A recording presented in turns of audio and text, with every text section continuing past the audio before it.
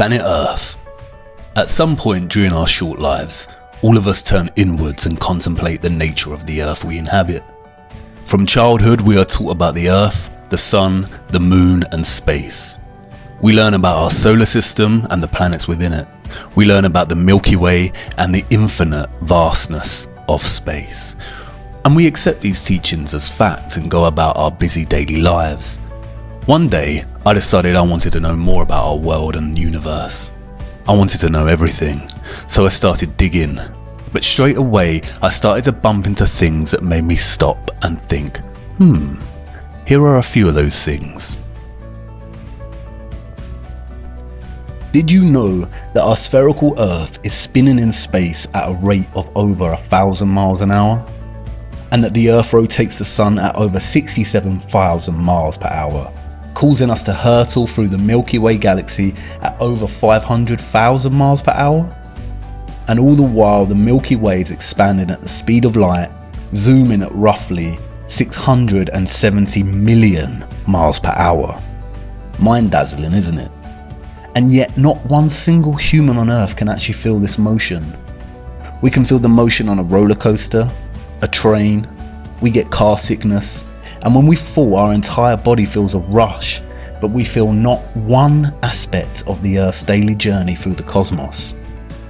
That's weird. We've all seen images of Earth from space. In 1972, NASA released the first whole image of Earth, as seen from space. Titled The Blue Marble, one can only feel amazement at its perfect spherical shape and feel the immense enormity of the silent nothingness that surrounds our blue marble. But did you know that the blue marble image and every subsequent image of the Earth released by NASA are composite images, developed by computers out of data and finalized in Photoshop? There are no whole images of the Earth as seen from space. Who would have thought? And then there's gravity. Einstein theorized that gravity exists due to the curvature of space that results from a massive object, and it is the force that keeps us all rooted to the Earth. What goes up must come down, and gravity is so strong that it has the power to keep all our oceans strictly bound to the Earth and the power to curve them over our spinning planet. But it is not strong enough, however, to keep the birds from gliding through the skies, to stop feathers floating in the air and balloons rising. I guess gravity's power is a selective one. As I looked into space and physics more, I had more and more questions.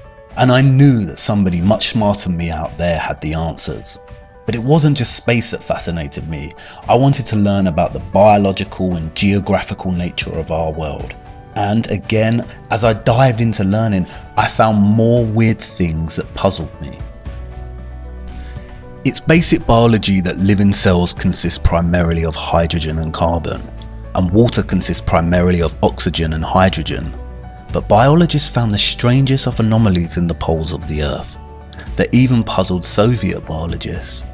They found an unnatural amount of water frozen in the ice and an unusually high percentage of carbon dioxide in the world's oceans. There is a lot of water, snow and ice on the Earth. Do you know what this anomaly tells us?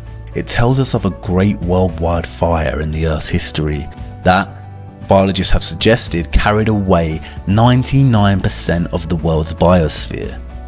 What really puzzles me is that figure, 99%. That means that everything alive on Earth is now 20,000 times less in volume, and the biochemical mass of all living things is much less than before this huge fire. Wait, what? What did living things look like before that fire? There's no doubt that we could benefit from extensive scientific study in our poles, but did you know that Antarctica is the only continent on Earth that actually belongs to nobody? In 1959, the nations of the world signed the UN Treaty ensuring that no country has claim to Antarctica. The treaty prohibits and regulates all global activity on the continent. Wait, come again? Since when has any nation given up their drive to own and exploit any land on Earth? I kept researching, which just opened up question after question, Some things just didn't make sense to me, and it seemed that many pieces of the larger puzzle were missing or just unanswered. And then I stumbled on something so ridiculous and absurd, I did not know whether to laugh or become angry. Meet the Flat Earth Society, a group of like-minded individuals that hypothesize that the Earth is not actually a globe in a vast and evolving universe, but a flat and stationary plane. At first I thought it was a joke, or some kind of vigilant, religious and creationist denial of scientific advancement.